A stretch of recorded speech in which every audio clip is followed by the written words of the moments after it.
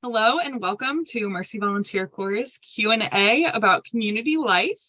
While serving, Mercy volunteers live in intentional community with one another and share themselves and their experience with each other and with the purpose to grow deeper into the experience. If you have any questions tonight for our guests, feel free to put them in the chat. We're happy to answer them for you live. Tonight we have Minji and Joseph, who lived in community with one another, along with some others. So if you could introduce yourselves, tell us where you're from, where you went to school, and where you served, and what you're up to now. Sure. My name is Minji. I'm from northern New Jersey. I went to school at Villanova University in Pennsylvania, and I served in Savannah up until last year. And right now I'm back home in New Jersey. I'm working at an urgent care and an ENT practice as a medical assistant. Yeah, and I'm Joseph. I am from the Dallas, Texas area and went to school at Boise State in Idaho and served in Savannah also from 2021 to 22. And I worked at Good Samaritan Health Clinic there. And nowadays I've been back home also since July and helping my dad at his trophy and award shop here in town, and looking currently at maybe moving back to Boise and looking at a couple different kind of nonprofit jobs, one with the church and maybe in the hospital medical field again. So just trying to see where life brings me. But yeah, that continuous process of discernment, it never ends, right? Absolutely. Thinking back to when you all were considering a year of service, what kind of were your hopes? What were you considering?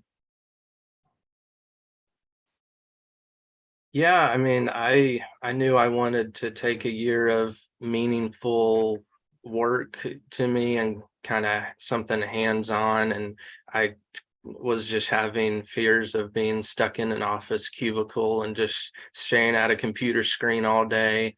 And I was like, no, that's not for me. And so I looked at some different service organizations and found Mercy Volunteer Corps, and everything, their values as well as the position at Good Samaritan, using Spanish also. We served a lot of Spanish speaking patients, and so finding that intersection was really key to, and just like say very hands-on and fulfilling, and did my little part in what I could to try to alleviate the pain and inequality that others face.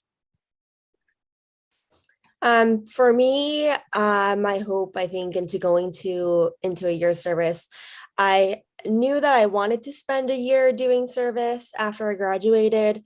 Things that I were considering besides that, obviously, were going right into working. But I think what had pushed me towards a year of service was really, especially going into the medical field. I will be starting PA school in a couple months, and I knew that I had wanted to work with patients who were, I had wanted to spend a year doing service because I really wanted to learn more about a free clinic, so which is what St. Mary's was. That's where I was placed, and logistically how they worked, what their limitations were in treating patients, what kind of patients you saw in a free clinic as opposed to somewhere like a private practice where I'd worked before. And my hope was that in spending a year doing this, that I would really understand what it meant to live in community with people who I had wanted to serve with in the future. And what about why did you choose a program that had the aspect of community living? Why was that important to you? Or was it something you weren't expecting? when you decided to do a year of service? For me, I was kind of scared going into a year of service, especially one that placed me kind of further from home than I'd been before. And I feel like, at least for me, new experiences are always a little bit easier with people who are going through that experience with you for the first time and can offer you support and understand what that experience is like more than anyone else can, really. And for that 1 year that I was in Savannah, like, my community really, it sounds a little cheesy, but they were my family. And you really can rely on each other more than you can rely on anyone else, because you're kind of in it together. So that aspect of community was really appealing to me, especially going into something that took a little bit more was a little bit more of a leap of faith for me. Yeah, very similar. Um it was definitely tougher than I realized to meet people when you move to a new community and you're not in school. I think college is different if you go to an out-of-state college, because you're living on campus more than likely your first year, and all your classmates are your same age, and you have similar class uh, classes, so you share similar interests probably. But once you're working, it was a lot tougher than I realized to meet other people. And so having that community, I automatically had three friends, in Savannah. Like, I didn't know a soul going into it. And so being able to have, three people to share experiences with there. Savannah is such a cool city, so historical, close to the beach. And um, I just thinking back on it, I was like, I don't know really if I would have, like, lasted a year if I was just living by myself, like in a studio apartment or something. It would have been just very tough and just lonely to not be able to share life with others. So I was very I was very happy to have that community. And and it can definitely be scary, like Minji said, meeting three strangers basically, and they might not be your best friends, and that's okay. But to have someone sharing the same, volunteer experience, understanding, living on a budget, being mindful of everything involved. It's always great to have three others who can relate and understand any joys and struggles that you experience. Yeah, so tell us a little bit about your community. Who was in your community? What did you enjoy doing together? Yeah. Yeah, so it was Minji and I, and then another woman and man, young woman and young man, I guess. So there are four of us, and we lived in a house that the sisters there own. And so that was really nice. We had a very big yard, and we shared two cars between us, and that worked out well. The other Nolan, the other guy, and I, we worked at the same place, so we carpooled. And then Minji and Lily were able to, they worked close enough, they were able to carpool as well. And so, yeah, I mean, we went to the beach quite a bit, explored downtown Savannah quite a bit, and that was always nice, like I said, to go with other people, instead of going out by yourself like that. We trying to think, watched shows and movies together, had some game nights, and it was great to be able, but we also, I feel like, found a good balance of, we knew when to kind of leave each other alone and go to our own corners and recuperate, but we knew we had that social aspect too if we needed. There's also Toast, who was a neighborhood cat. And I like to think that he was a part of Right. our community too. I He know. made us some visits. And then also like the sisters too, we had become like rather close with over the course of the year because they had offered us such good support. And we would hang out with the sisters sometimes. They were the first like sisters that I had ever met in my life, but I really did enjoy spending time with them too. And I think that they were also like an important member of kind of our extended community, even though they didn't live with us. They were kind of like, like relatives that came that would invite us over to dinner, or we went and got ice cream with one of the sisters sometimes too. Yeah. For her birthday. Yeah, on her birthday. Yeah. That's awesome. Um, Thinking about I think it can be scary to like move in with a bunch of strangers and also have to commit to community. Like you can't just be roommates with them. What were those first few weeks like of getting to know each other and being intentional in your experience? I think we were lucky in that we were one of, I think maybe the only community, at least our year, who had, because all four of us were working in like a healthcare setting, we had a week where we were getting like our orientation done. And that I think even 1 week of kind of free time was really helpful in kind of accelerating our bonding, so to speak. Thinking back, I think we spent like almost the entirety of every day together that 1 week, which was a lot, but and also I want to say like in no way necessary to get to know each other, but it's just what we chose to do since we did have the privilege of all that time.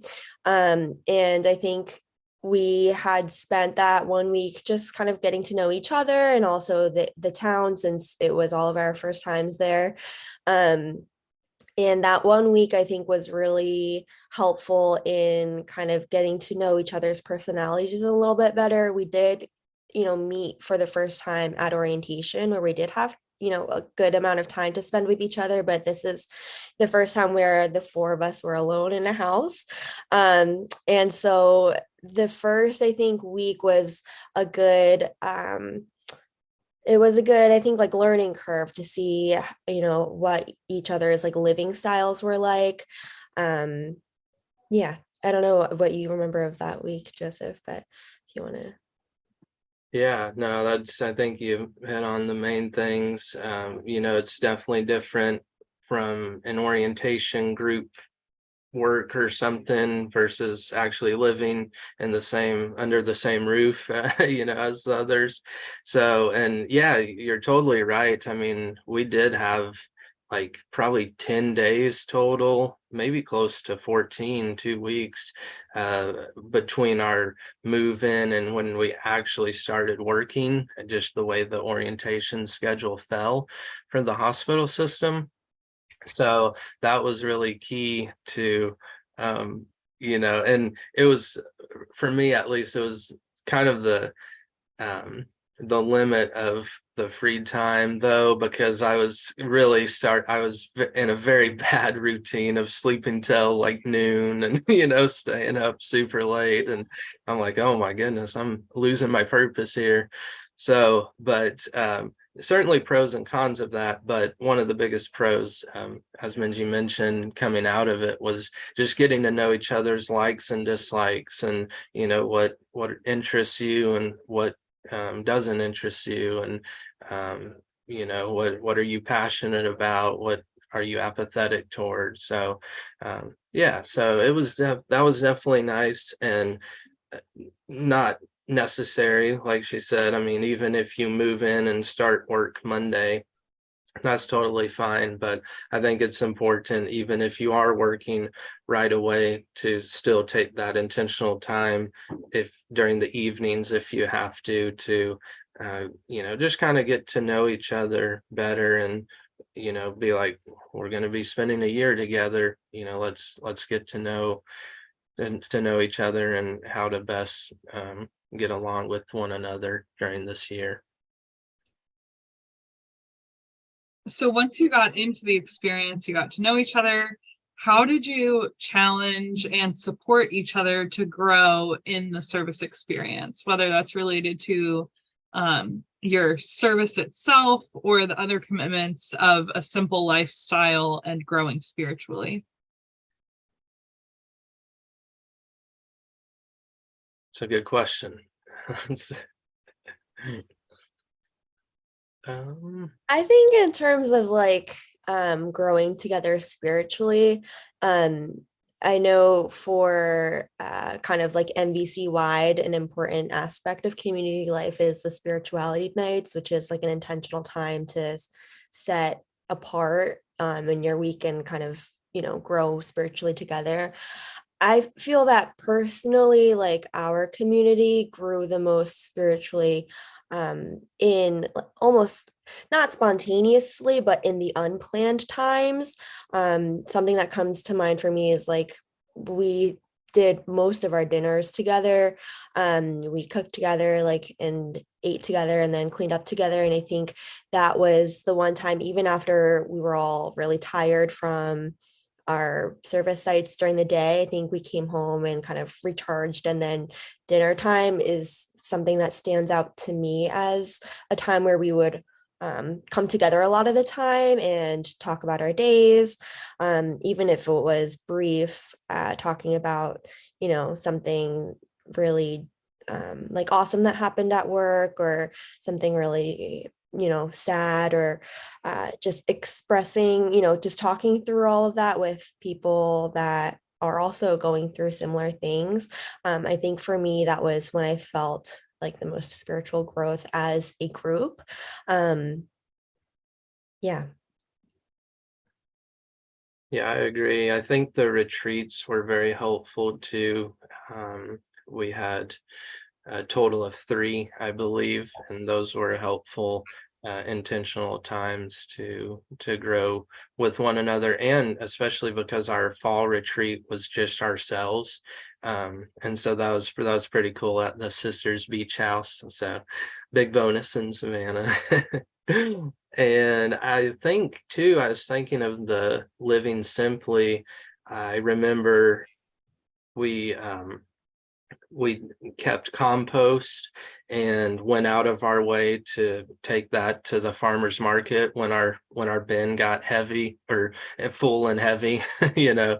And so, and then as well, it's unfortunate, but the city of Savannah, or at least where we lived, would not pick up recycling.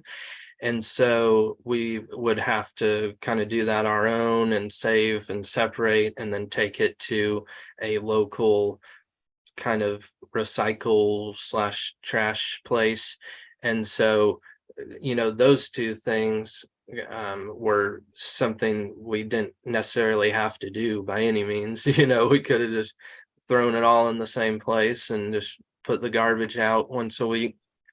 But taking that time to, you know, really make sure we took the time and, you know, we're kind to our environment was very helpful.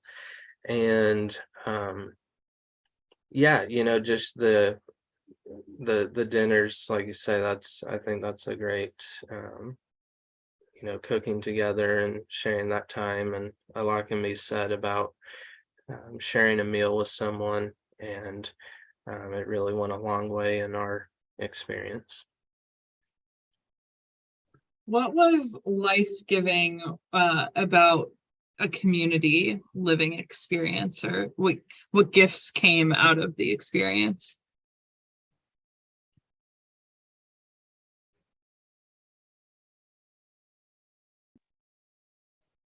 I'd say a greater respect for like my community mates, and a greater just kind of self-awareness of how you interact with others, and what you may see as, you know, something harmless might be taken the wrong way by someone else, or, you know, just being cognizant of everything uh, that you do and how it may affect others, as well as really just understanding the importance of communication, I think that was really one of the biggest things I learned and took away from it. Just that it never hurts to over communicate something, just to make sure everyone's on the same page, because they may have forgotten, or they weren't, you might have thought you told them and you didn't, or they weren't in the room at the time, or whatever the case may be.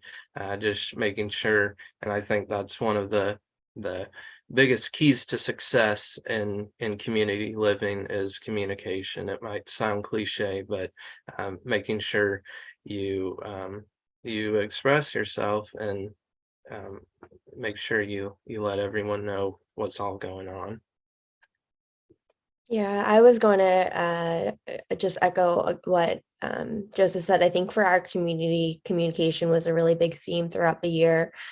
Um, and yeah, I mean, like I said, like my community it was like my family, and like family, you're going to disagree sometimes or get annoyed with each other. And I think kind of figuring out everyone's own way of dealing with conflict, because we all did have, I would say, different ways of kind of doing that.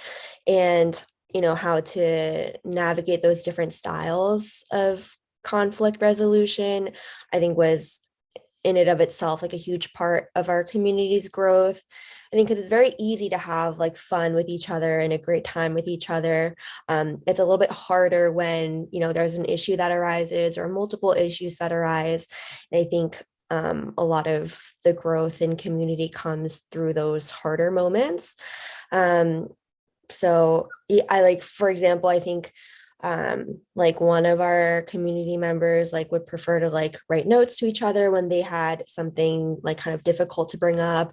Another I preferred to talk things out face to face.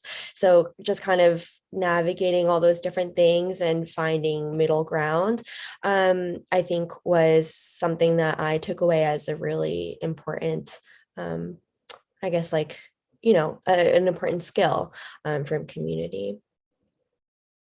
Yeah, definitely. Communication is key. My last question for you is, why should someone serve with MVC and live in intentional community?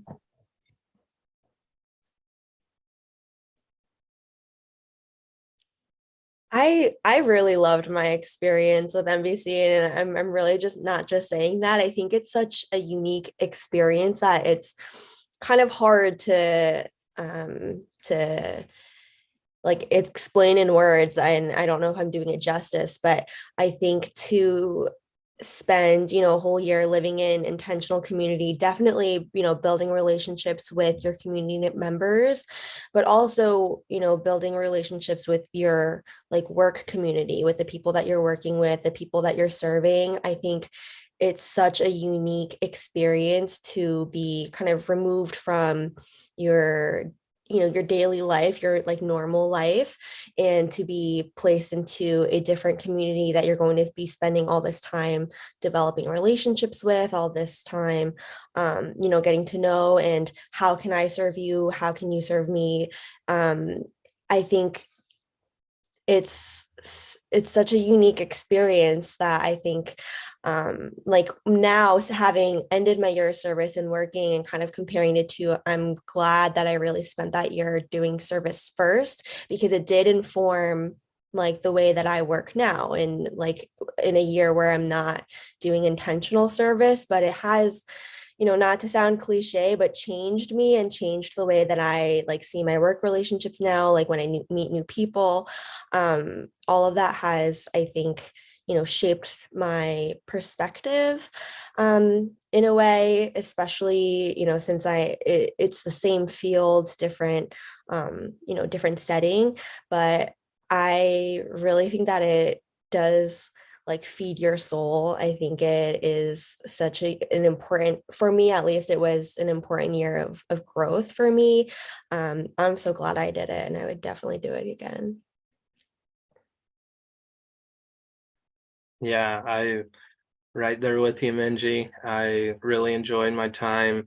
I was trying to think of the MVC as a whole, and especially just the kind of logistical side of things, being able to, provide you housing, health insurance,